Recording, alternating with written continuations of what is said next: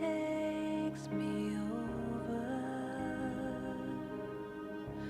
A memory deep down in my soul.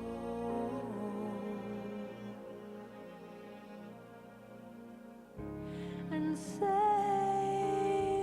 from harm to be beside you. A light will shine upon the world. It will last forever. It will never fade away.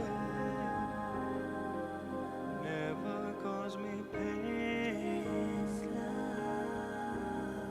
This love, this love. It will last forever. It will never fade away. Never cause me pain.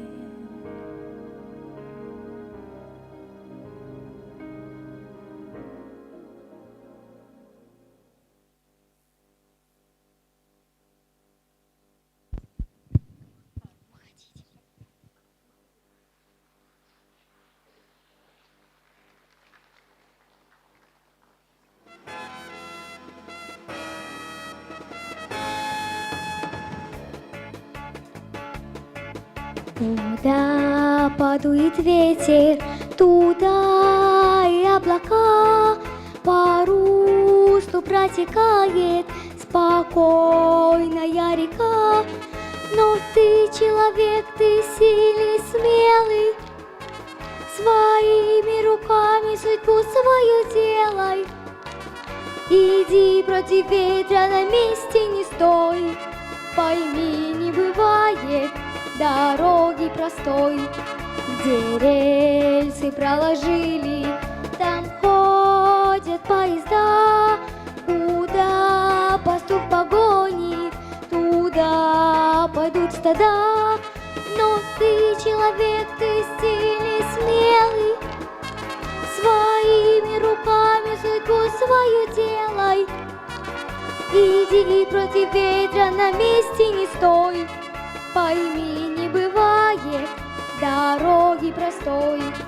Теперь не доверяют, как прежде, чудесам. На чудо не надейся, судьбой командуй сам. Но ты человек, ты сильный, смелый, своими руками. Иди против ветра, на месте не стой, пойми, не бывает дороги простой. Но ты человек, ты сильный, смелый, своими руками судьбу свою делай. Иди против ветра, на месте не стой, пойми, не бывает дороги простой.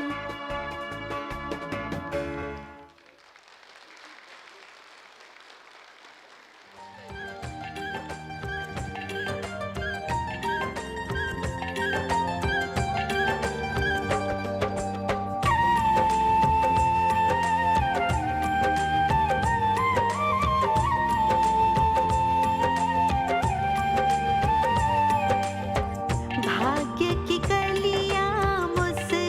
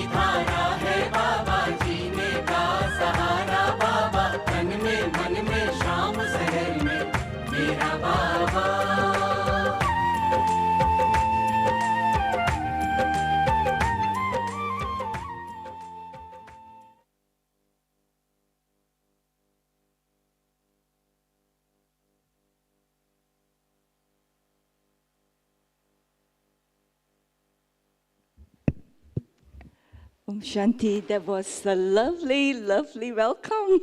Thank you so much to the Russian sisters. Thank you for the lovely dance.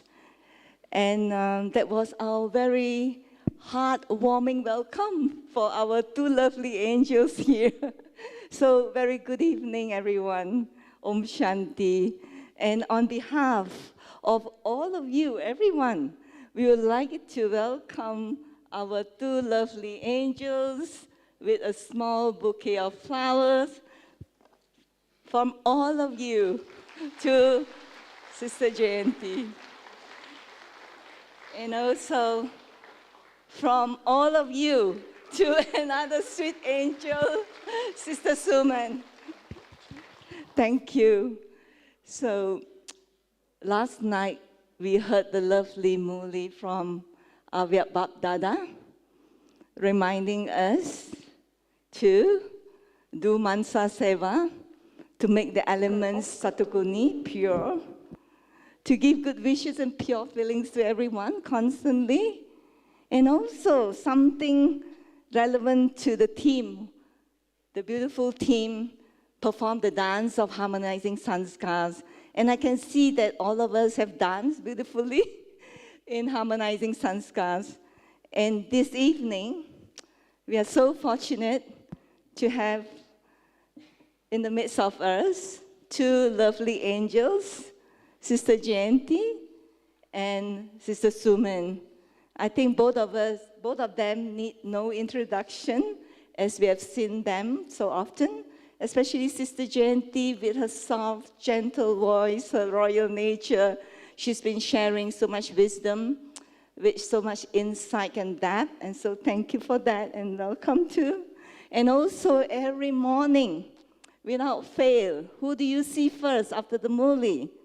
Our sweet, lovely angel with her angelic voice, every morning welcoming us with that lovely angelic presence, giving us announcements and many other information. So thank you so much, and very warm welcome.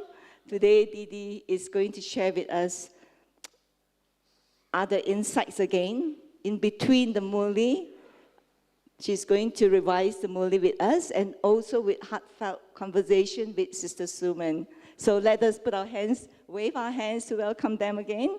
Thank you so much. Om Shanti. Om Shanti. Thank you to the sisters, especially the little sister who danced and sang so beautifully, but all the sisters who sang, who danced. And thank you to Celia. She actually gave you a very lovely 3-line summary of the whole Murli. So that was very good. I want to give you a little bit of background. 2 stories, one a bhakti story and one a Gyan story.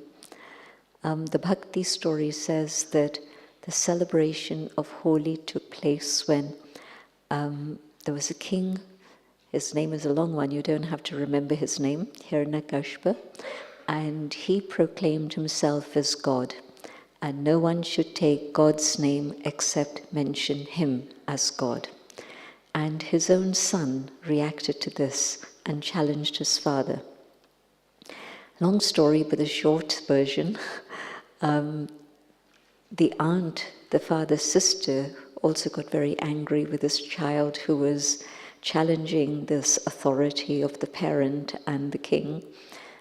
And so she had a blessing that she could be surrounded by flames, be in a fire, and no harm would come to her. And so she took the child in her lap, and they had a bonfire, and nothing happened to the child at all. And so in India they have a custom of the burning of Holika. And in Rajasthan they take it a step further. They don't just have bonfires in different places, but they have bonfires in the middle of the road, so that you then pay a tax before they let you through. So that used to happen in Rajasthan, very much so. But I'm not sure whether that still continues or that's been stopped. But then finally, the the blessing that the king had was that nobody could kill him except he would be killed by someone who was neither a human nor an animal. He was neither in the night nor in the day. He would neither be inside nor outside. So the blessing seemed to cover everything and make him immortal. But somehow then it happened that God intervened, and God came in the form of half human, half lion, and it was neither the day nor the night. Guess what it was? It was Sangam, and then it was neither inside nor outside. It was the in-between period between the end and the beginning. And so a memorial of someone challenging anyone who says, I'm God, and God's protection for that child. And then the next day, they have the colouring, because the first day the burning, and the second day the colouring, and that's and then the Bhakti version also says that that's the day when you forgive your enemies and you hug each other and share sweets together. And then that's the Bhakti version. And it's an incredibly complicated story, but I've given you a sort of little gist of it, and this is why singing and dancing is very much associated with Holi. Colouring you know about. But the other thing is that during the beggary period, when there was nothing to eat, the sisters had gone out on service, and Baba sent a letter to all the sisters who had gone out on service, come back to Madhuban for a holy celebration. And people wondered, how is it going to be possible? But of course they wanted to come back to Madhuban, so they came back to Madhuban, they were there. And the day before Holi, they don't even have enough to eat. So who's going to celebrate? How are they going to have roses and rose water, which is the original way Holi was celebrated? And how are they going to make jalebis, the sweets? And according to Brahma, there was a very new student in Delhi, and when he'd heard that Baba was here, Baba had come to meet his children, Shiv Baba, he decided that he wanted to celebrate Holi with Baba. And so he brought a basket full of red roses and all the goodies connected with the festival, and he came and he arrived the morning of Holi. And so Baba smiled and said, yes, of course, how can Baba not celebrate Holi with his children? So the first story is the Bhakti one, the second story is the real one in Gyan. So can you imagine the love with which Baba celebrated Holi, and especially calling everyone? And on an external level, there was nothing. But Shiv Baba knows what he's doing. Can't challenge Shiv Baba. When they came from Karachi to India, again, Shiv Baba knew exactly what was going to happen in Pakistan, that there would be a military dictatorship and service would not be possible.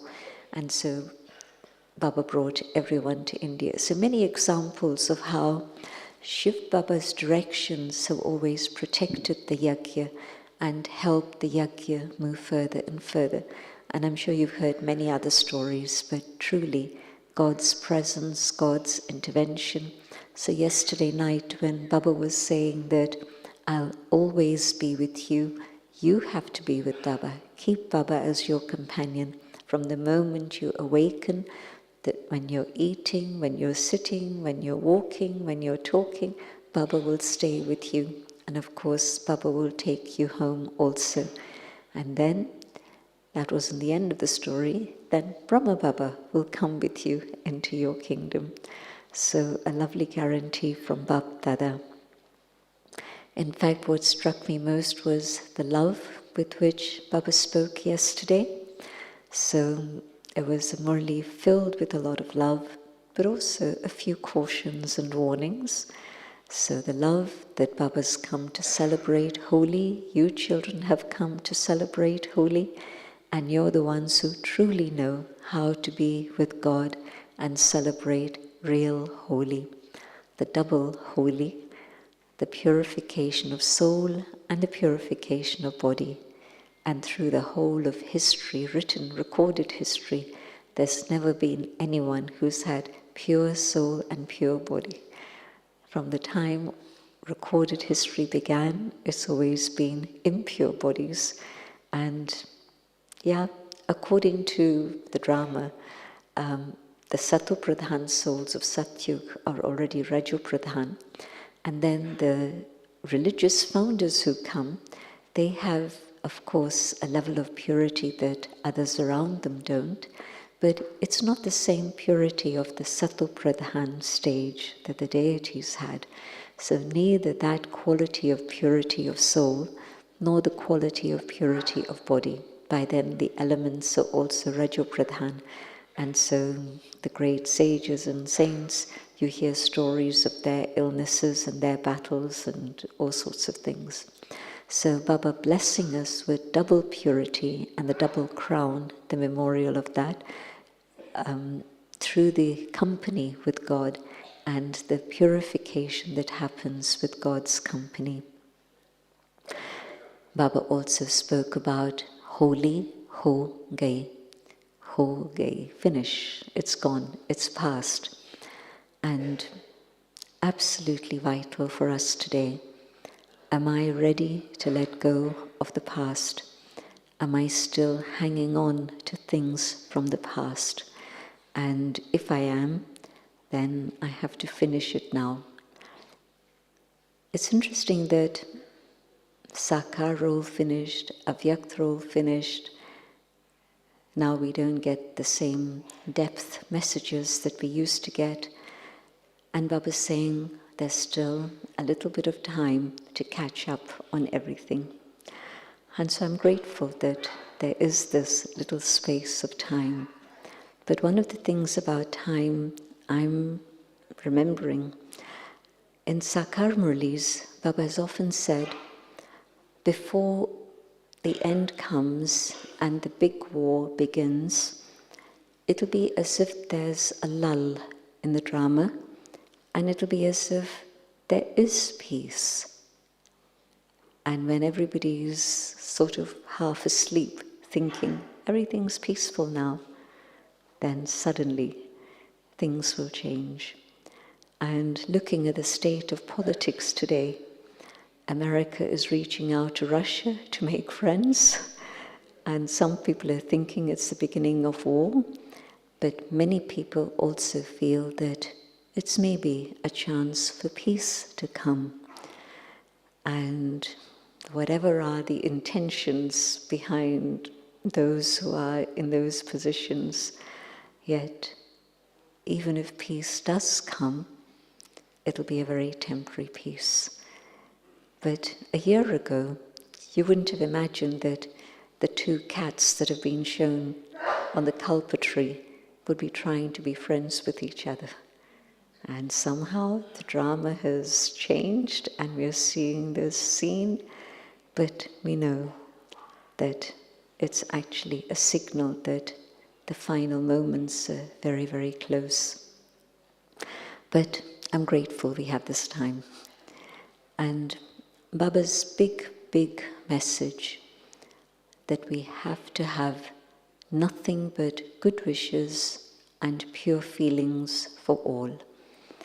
And whatever it is that anybody says or does, am I going to allow my old sanskars to jump up and do something that I would regret, say something I would regret?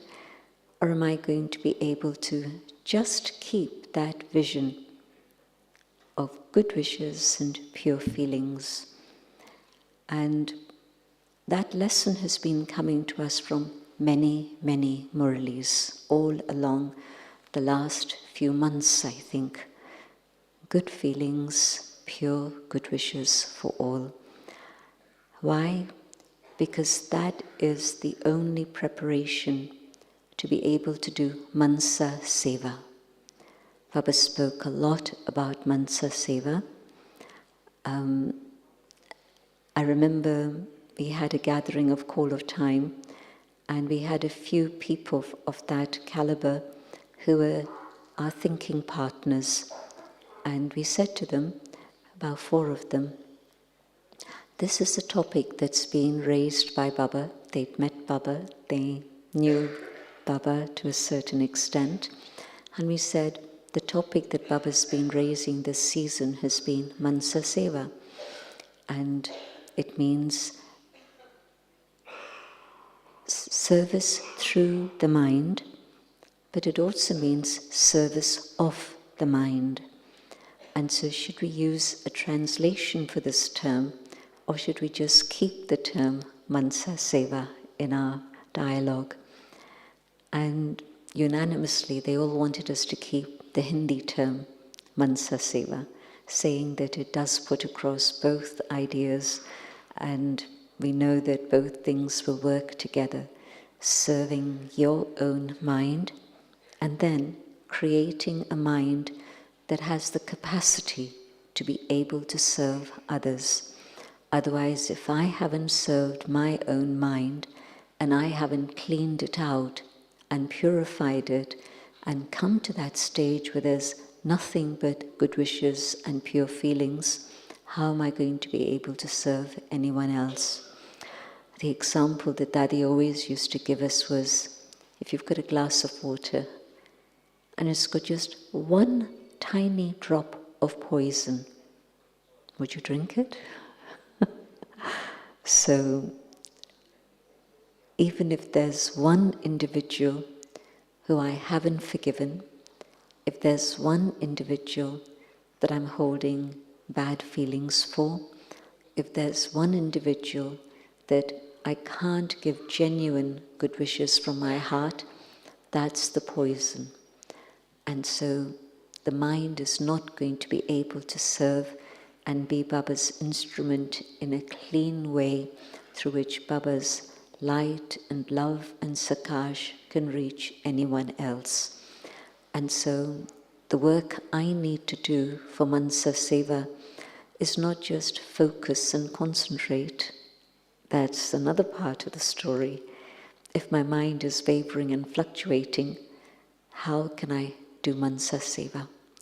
I need to be able to create a steady link with God, a solid, stable state of mind in which I'm not shaken by things out there.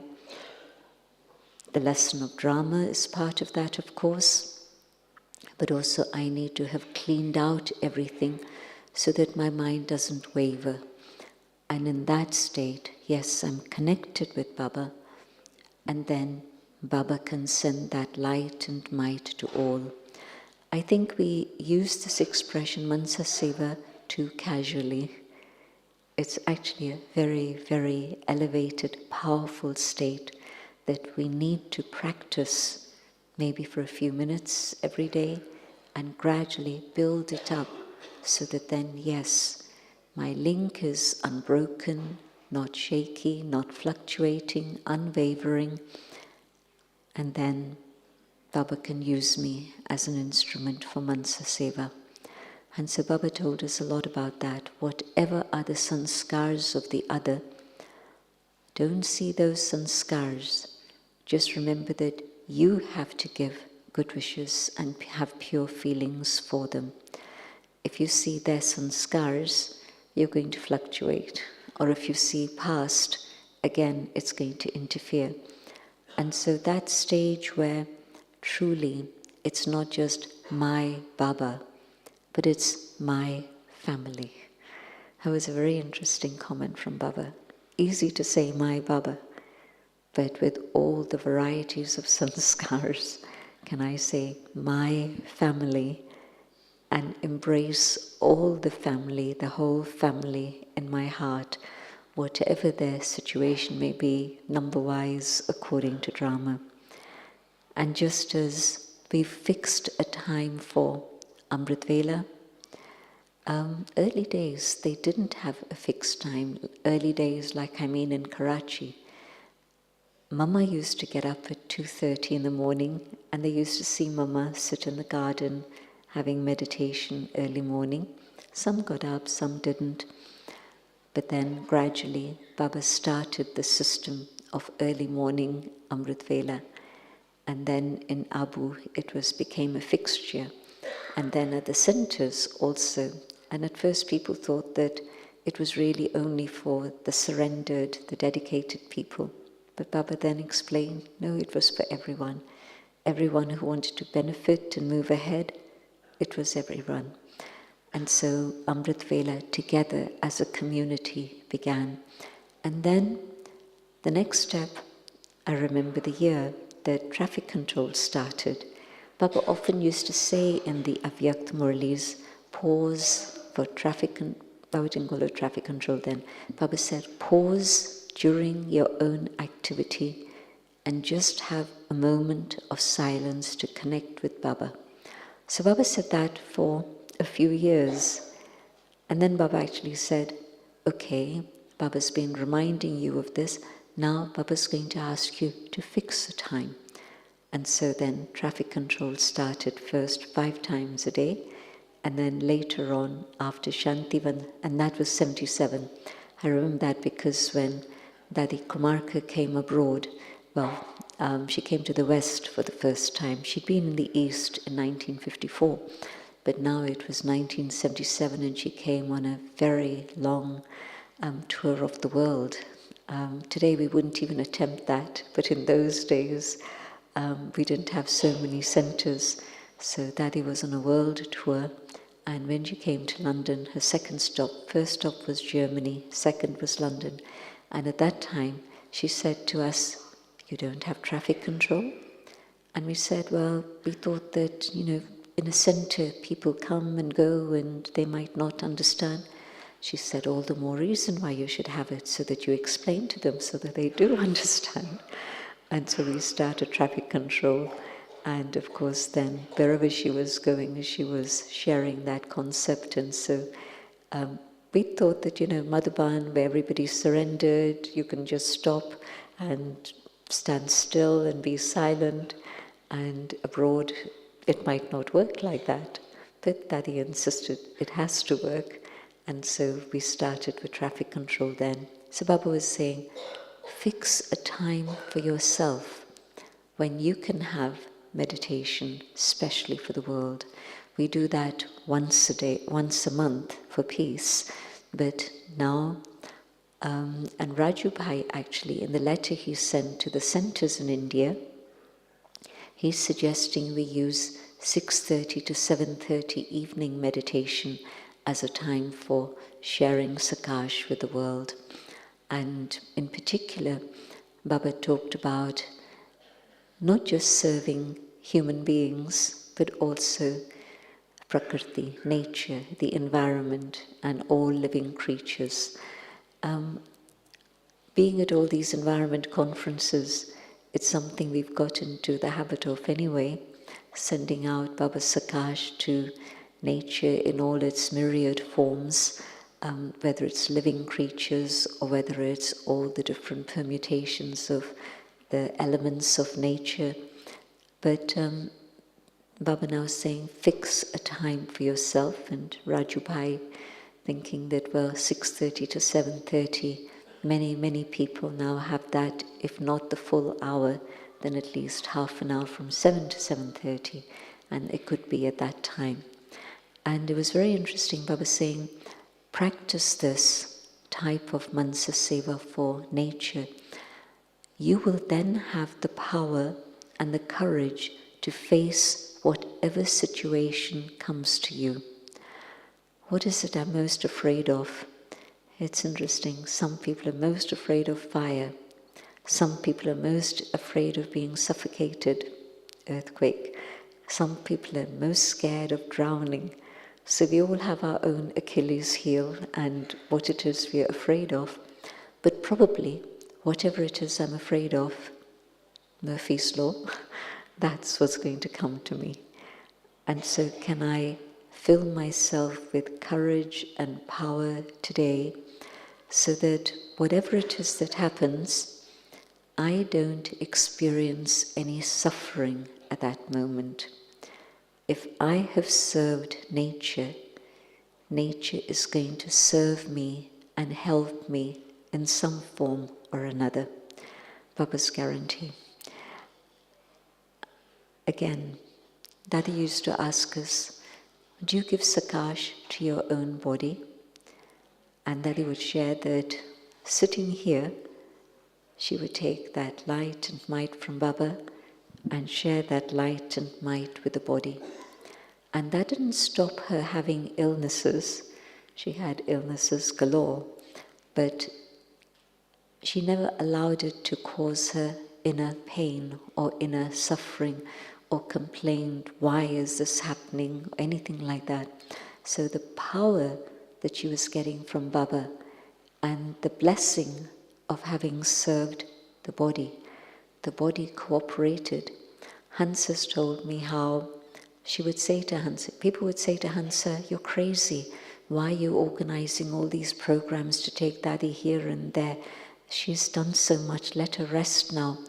But Daddy's instruction to Hansa was, I don't want to leave the body just sitting around waiting for departure to come. I want to leave the body on active service. And so, age 104, she's traveled to Bangalore, she's traveled to Pune, and fascinating drama that, she was there. Her last place of service where she had left India to come abroad was Pune, where she'd been for 14 years. And the last place of service in Bharat again was Pune. And she was there for about 5 days. Normally she'd go for 1 or 2 days to places, but 5 days there. So the result of having served nature, the body, and the body cooperated with letting her travel, letting her serve in the way that she did. Bangalore, it was their 50th anniversary, and there were 50,000 people at that time. And that's when Ramdev, Sri, however many titles he had, Swami Ramdev, he didn't know of a program. We didn't know he was coming there, but somebody went to meet him, told him Daddy's here. He'd met Daddy in Madhuban. So he left his program to come to this just for half an hour, and he told the gathering, Daddy is not just the Daddy, the mother of the Brahma Kumaris. She is the mother of Bharat. She's the mother of the world. And so for someone like that to say that is quite amazing.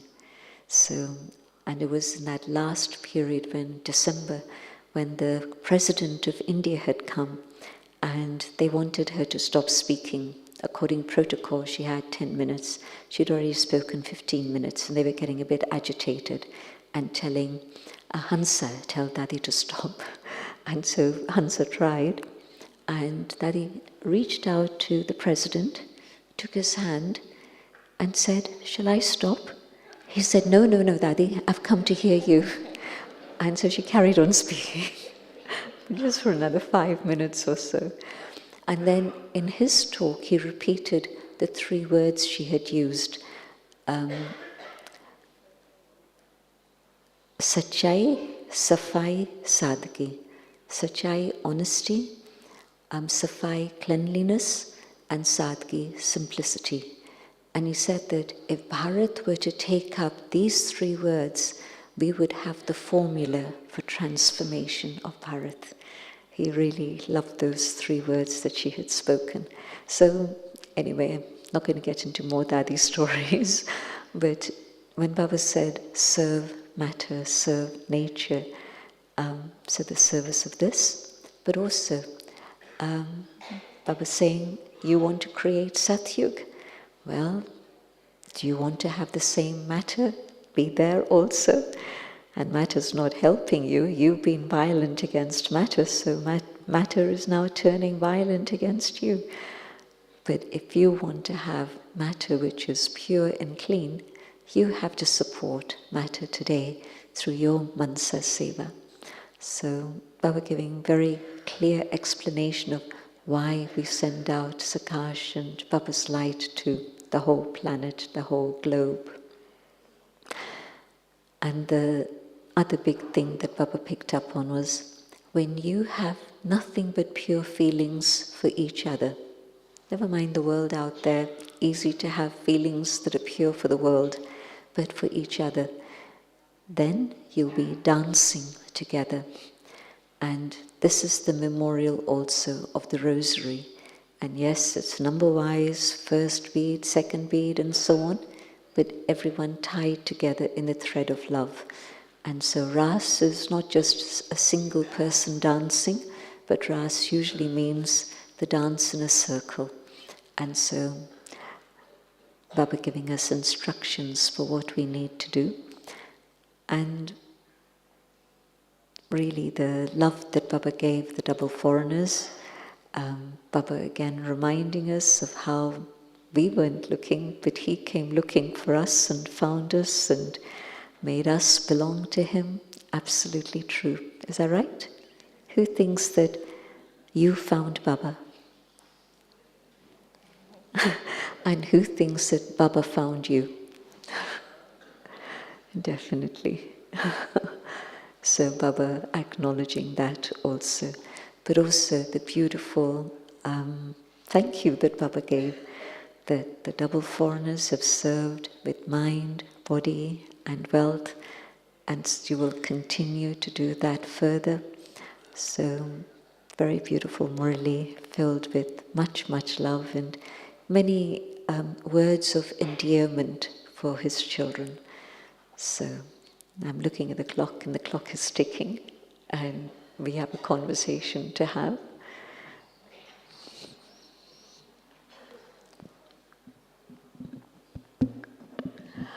Thank you so much, Jayanti, for those beautiful stories and clarification of many points of the Murli. I was wondering, because Holi is about burning first and then coloring. And also yesterday Baba was saying that burn your old sanskars, because sanskars of a long period of time continue to work. And of course, Brahmins have the layers of 63 births of sanskars. So no matter how much we work on that, sometimes some things pop up. There are two things here. One is how to recognize my own old sanskar. Sometimes it's so difficult for me to sometimes recognize my old sanskars. For others it's easy to recognize my old sanskars, but for myself, sometimes it becomes difficult to recognize my old sanskars. So how to recognize it, and what is the process to burn the sanskar quickly? These are topics for whole class. But in summary, when there's an old sanskar, the sign for me is that it's causing me pain, it's causing me sorrow, and it's reminding me of the beautiful blessing that Baba gave yesterday. Create such a stage of pure feelings that there's no trace of sorrow even in your dreams. And when you belong to Baba and you take that joy from Baba, that sorrow is completely removed. Not in your dreams, not even in your thoughts, any trace of sorrow. So take that as a blessing from Holi. But the signal that there's sanskars that are not right is some sort of pain, the sorrow that I feel. A simple way to see is how when there's ego, it's very difficult for me to see it.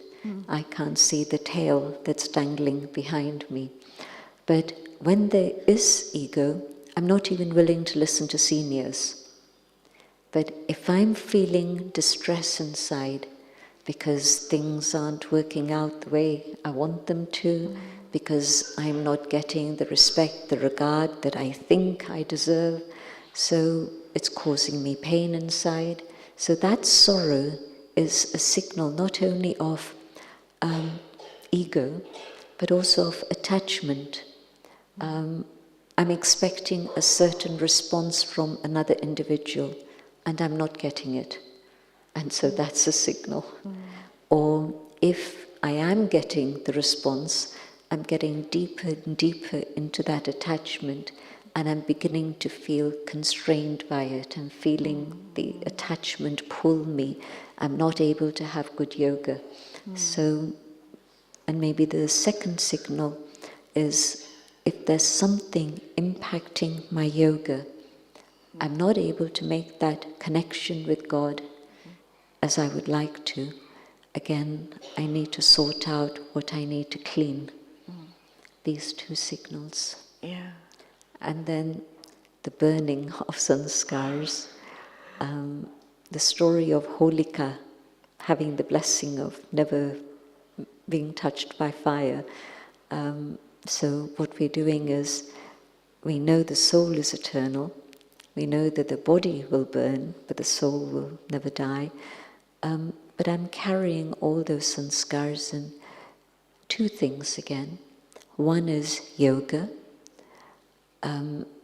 The first is where I learn to manage my sanskars, where maybe there's anger, and with yoga power, with more clarity of gyan, understanding, I use the tools that Baba's given me. Put a bead in your mouth, count at least 3, 4 before you speak, even if you don't count to 10.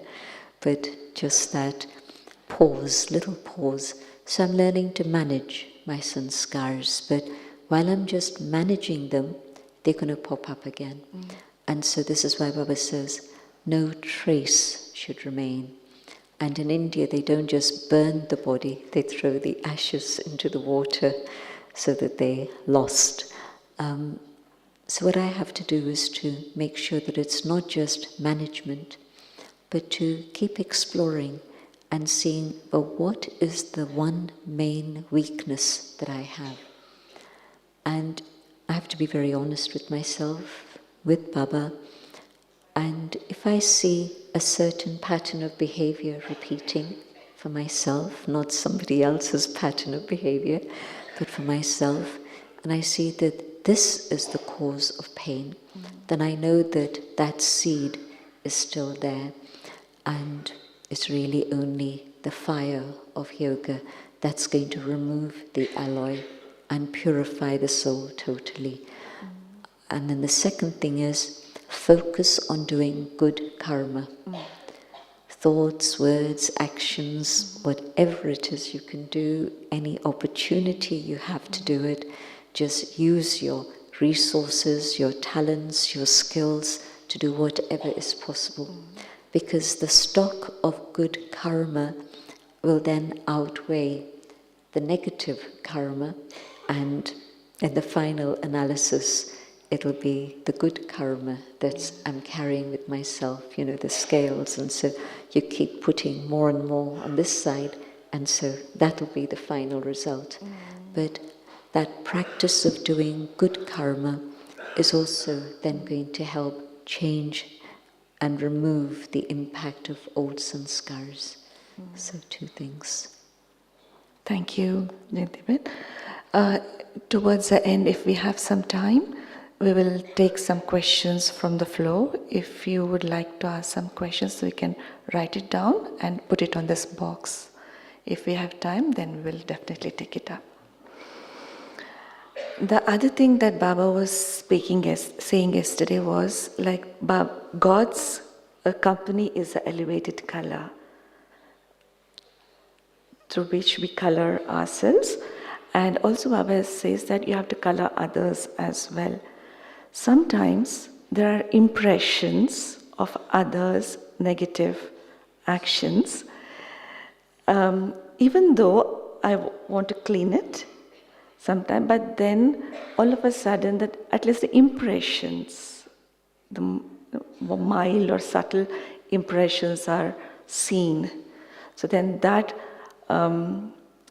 affects my decisions, actions, and my reaction to that person. So how am I going to remove those impressions? Baba keeps reminding us of soul-conscious vision. First, for me to be soul-conscious, but secondly, to have that vision of soul for others. And so yesterday's Murli, again reminding us, don't see what they've done, don't see their sanskaras, just see them as that soul who is God's child. Yeah. And Baba didn't even say see their specialities, but remember what you have to do, that you have to create good feelings. And so if I'm allowing that impression to color me, what happened to God's color?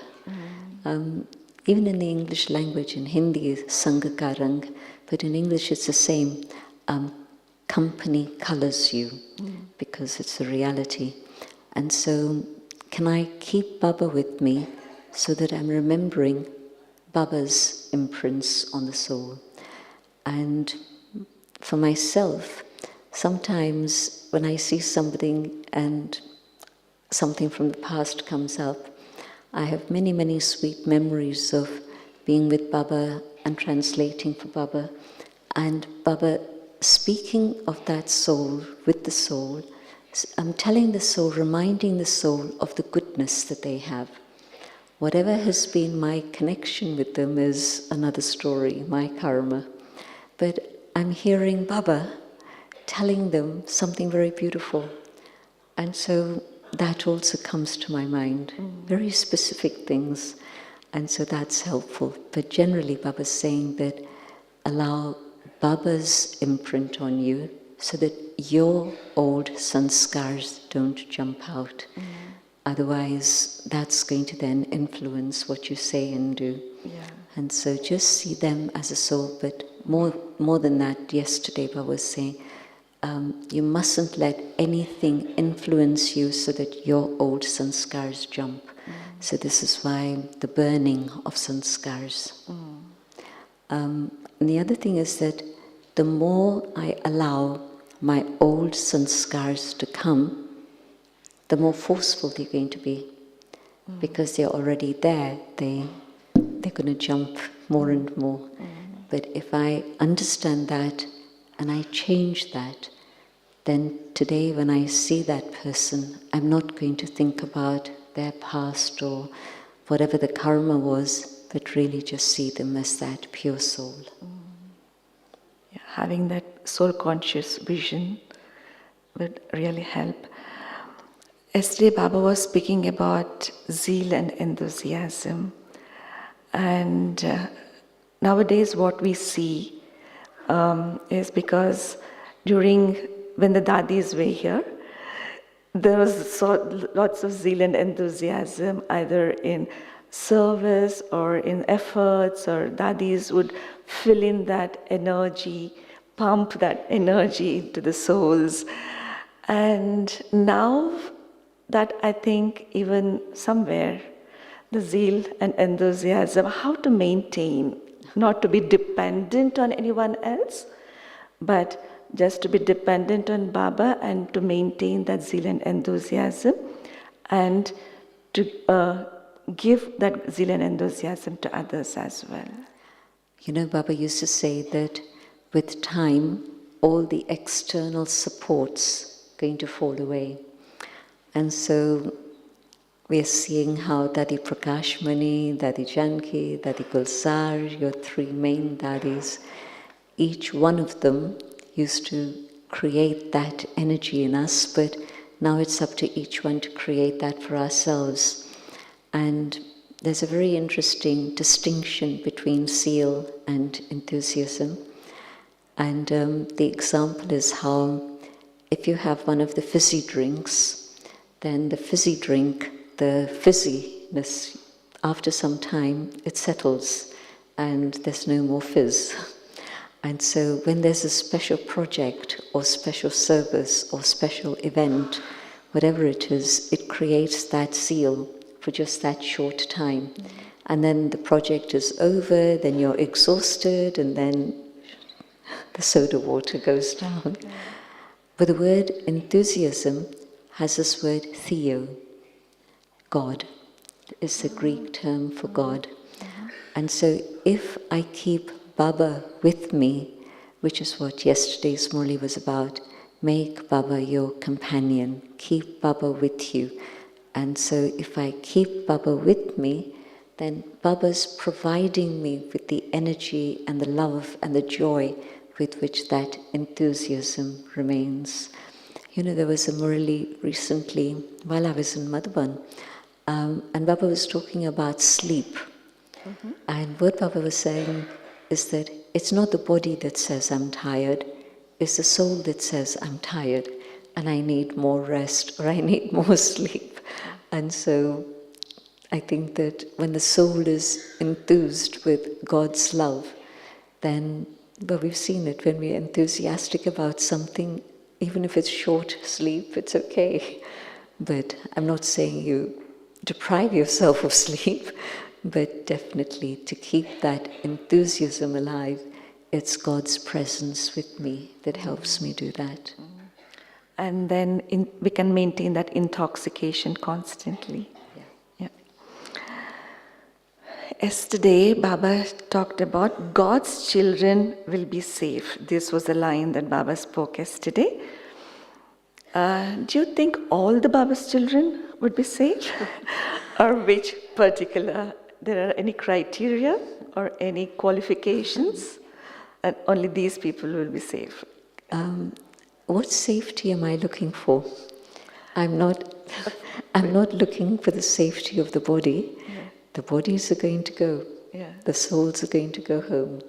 But I will feel protected and safe. The story of the fires in Los Angeles is interesting because Baba's home was not touched. And regularly, every few years, the fires in Australia, we keep getting the news of how the fire nearly reached one of the retreat centers and then stopped. It's happened regularly in the last few years that we keep getting this story. Robin and Robin's property, Tamison, was telling me, we were traveling together, so there was time for stories, and she was telling me that there have been so many times the fires have come very close to their property, a big retreat place, and then the wind changes direction and the property is safe. So even on an external level, I think it's a question of just my faith and my love that Baba's going to protect me for however long I need to keep this body and I need to keep the place. And beyond that, we're all going to go home anyway. And also, it's not only safety from it's of course physical safety, but I think safety from Maya as well. Yes. That's the other level of safety that we need. Definitely. Yeah. Baba was telling yesterday that children of God has to become the support for sorrowful souls. Sometimes those souls who are in sorrow, even if you want to support them, they don't have the capacity to take that support. They are not in the space to listen, imbibe. So how are we going to support them? I think our feelings of God's love reach them. And our words don't work usually, but they can feel your support on a spiritual level, on an emotional level too. And sometimes it may be offering physical help, like bringing them Brahma Bhojan. So that will reach them when they're not finding anyone there to comfort them or help them. So you have to find a way to reach them. Whether it's just by your pure feelings of God's love, whether it's by giving them company, giving them time, spending time with them, whether it's by bringing them some food, because maybe they're not in the condition to cook for themselves and there's nobody else around. So there's different physical ways that you can help them, but most of all, through your good wishes and good feelings. Because we have seen in many of the centers and otherwise as well, whenever they have any problems, then they remember the brothers and sisters. Otherwise, it's like that, and they want us to help them. like a magic, just do something and all the sorrow is taken off. So then it becomes a bit of a difficult thing. So because we are not magicians to just say, okay, chum, and then. I think if I keep Baba with me, when I see somebody in sorrow, then they feel another energy, and that also then is support for them. Yes. One of the things that Baba said yesterday was, not worried about what will happen, but best will happen in the future. Whatever will happen, best will happen in the future. But sometimes people have that doubt looking at the situations. Maybe there is shaking, their faith is shaking, or maybe the situations are like that, so they're not able to commit so much. So how to maintain this state of mind, not to be worried, yes, Baba is there, whatever is going to happen is very good. On a personal level, if I've done good karma, I've sown seeds of good karma, then I know that the result of good karma is going to be happiness and joy.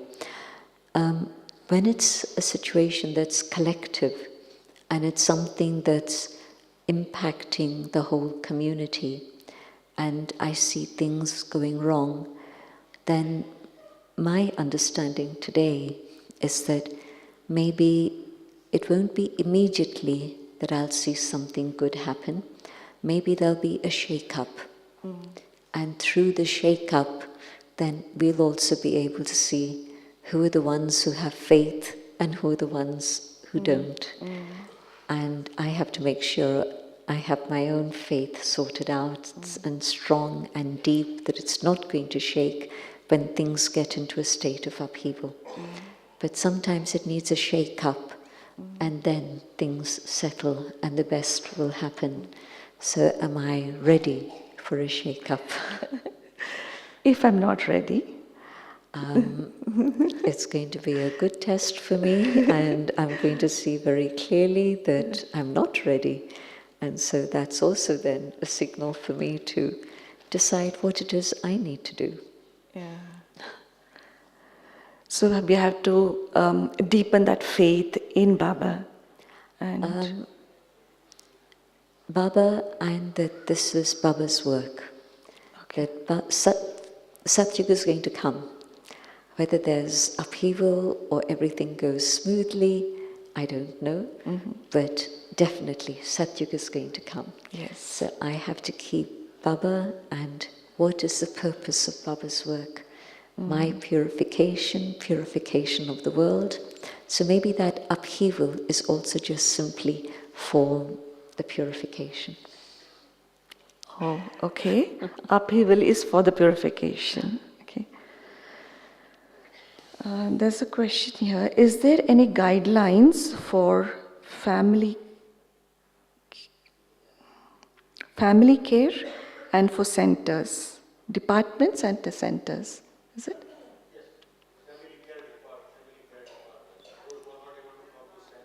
Yeah.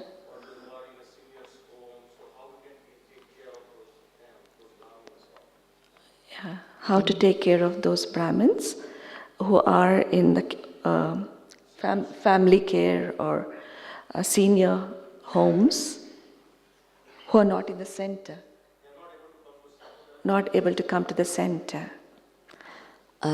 The whole Brahmin family, except seeing the young ones now from Russia, I was very happy. But most centers now don't have so many young ones come anymore. And so yes, it is a case that we're all thinking about, I think, every continent, America, Australia, Europe, we're all thinking about the same thing. What is it we can do to provide care for those aging Brahmins? And in England, many of the older Brahmins are now in care homes. their Lokik families are not able to support them, not able to care for them. And where it's a Brahmin family even, with two people who are working full-time and trying to manage their yogic life and so on, then to have an old person alone at home is not very good. They're vulnerable in many ways. So then again, they've put a parent into a care home. So there may come a moment, soon, late, I don't know when, Daddy's wanted a senior citizens home in the UK right from many years ago, but for many reasons it hasn't happened. Maybe that will be the next step in some places, but meanwhile, where there's anyone who's unwell, and you know that it's not a sort of an extended period of time forever. With an old person, it's forever in a sense. But when it's somebody who's unwell, there's a very good system that we have in the UK where families or the spiritual family takes care of that person in hospital, where they take them food. It's not necessarily the center, it's sometimes families who do that for each other also. So just that awareness, every country should have a well-being team that you can reach out to and seek guidance from. And we have somebody who knows about the worldwide well-being team. And maybe you can meet with Brother later, Sarah. There may be other people here from the International Well-being Team. Anyone else? Okay, so connect with Sarah and find out. But yes, it's something everybody's looking at.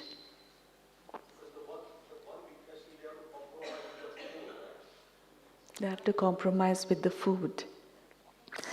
Yes, in some cases they've had to compromise at this point, where then what they do is have things that are simple, like cereals,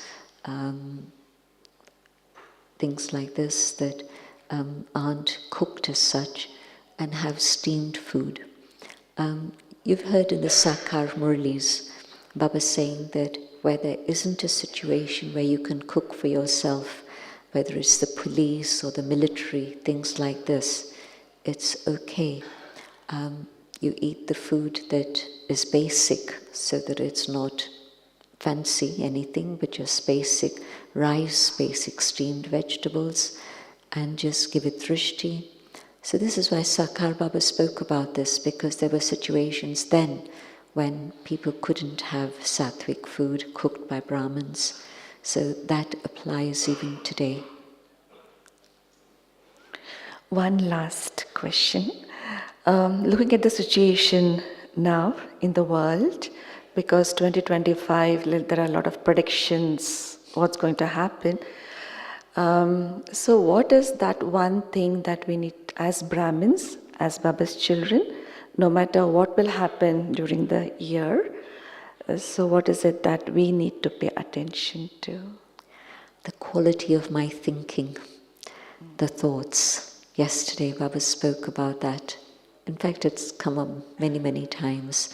But I think if I'm paying attention to the quality of my thinking, that's going to make a big difference. Here's something happening in front of me. Am I getting scared? Am I getting upset? But no, am I able to be soul conscious? Am I able to be with Baba? Am I able to see benefit in that situation? So to keep checking what's going on in here. Thank you very much, Jayanti, for thank you for your questions. We will thank Jayanti with, you can clap. Thank you. Thank you very much to